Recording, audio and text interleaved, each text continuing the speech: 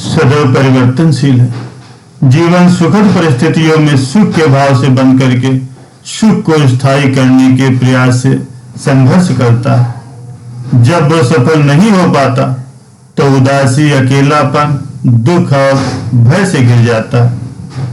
ऐसे अंधकार में जीवन रूपी कमरे में सत्संग किसी सुराग से आती हुई धूप के समान है, जो अंधेरे कमरे में प्रकाश बिखेर करके उस कमरे का अंधेरा दूर करती रहती है। अतः जीवन रूपी कमरे में सत्संग रूपी धूप के आने के लिए कम से कम एक सुराग तो होना ही चाहिए। अर्थात सत्संग के अलावा किसी और मार्ग से आप सुखी नहीं हो सकते। चाहे आप इसे इस जन्म में समझ लो या फिर आने वाले 10 जन्मों में, ये आपकी मर्जी। प्यारे सज्जनों, पुरुषों और महिलाओं में बहुत से ऊंचे दर्जे के अनेक संत हुए हैं। राबिया बसरी भी ऐसे ही ऊंचे दर्जे की एक महान फकीर हुई है। एक बार उनके पास 2 फकीर आए। राबिया ने कहा, भाई परमात्मा की कोई बात सुनाओ।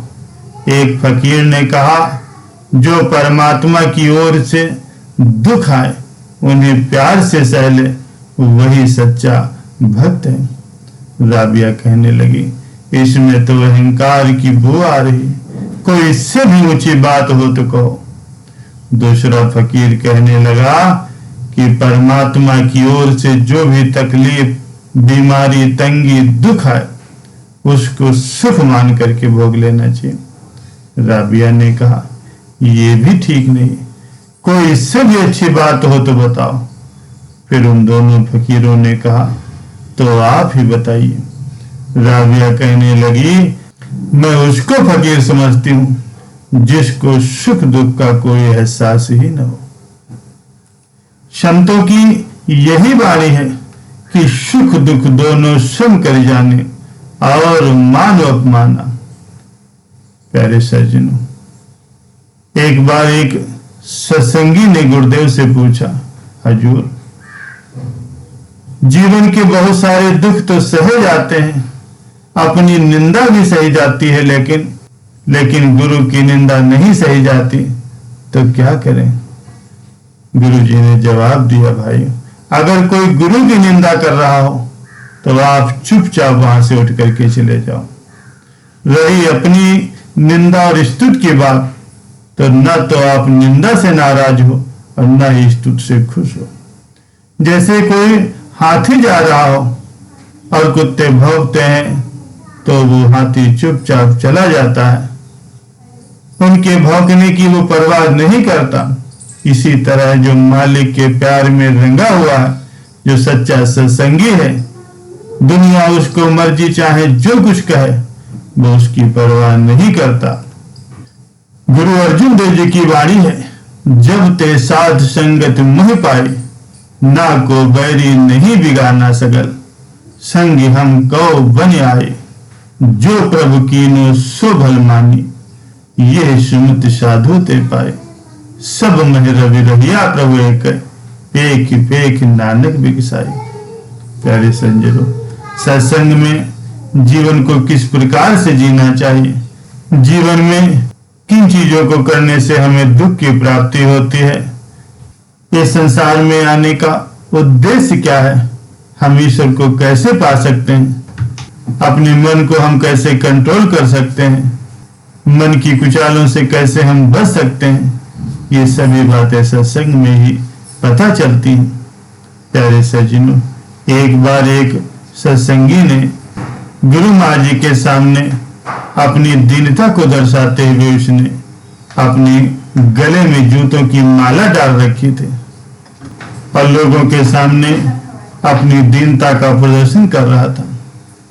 गुरु जी ने उससे पूछा, भाई शरीर को सजा देने से क्या फायदा, अगर असली मजलिम मन आजाद घूमता रहे तो फिर सत्संग से क्या लाभ हुआ।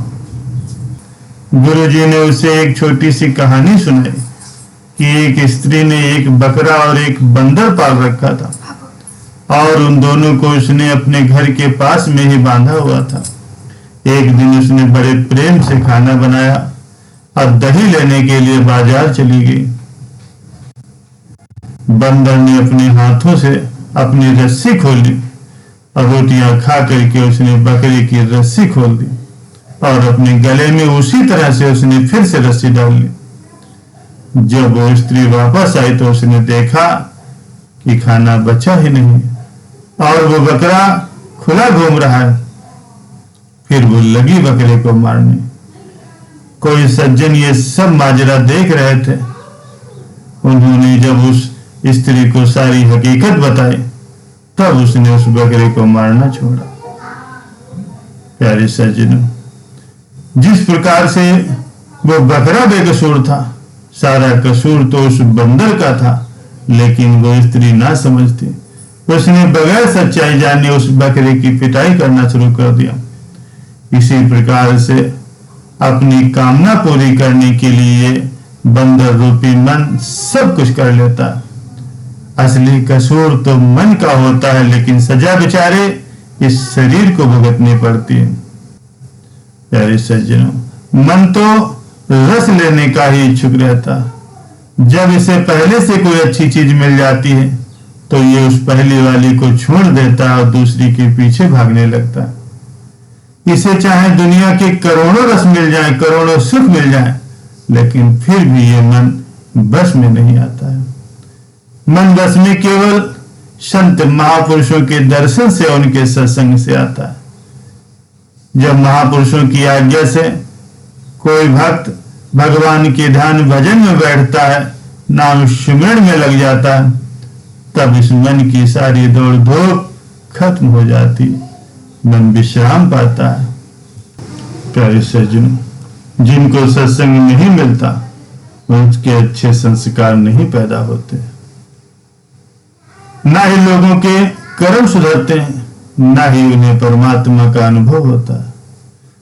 उनका छोटा मोटा फायदा तो जरूर होता है, लेकिन वे अपने जीवन के परम अर्थ को नहीं जान पाते। ना तो उनका ये लोक सुधरता है और ना ही परलोक सुधर पाता है। और अगर 4 पैसे कमा लिए तो उनके अंदर अहंकार अवश्य पैदा हो जाता है। प्यारे सज्जनों, इसलिए हर एक इंसान के लिए संत महापुरुषों का सत्संग बहुत जरूरी है। जिस घर में परमात्मा का कोई भक्त या कोई सत्संगी पैदा हो जाता है तो उसकी 21 पीढ़ियां तर जाती हैं। ये भगवान श्री कृष्ण का वचन है। 21 पीढ़ियां तरने का मतलब उनके पाप क्षमा हो जाते हैं, उनको परमात्मा की प्राप्ति हो जाती है, उन्हें स्थायी सुख मिल जाता है।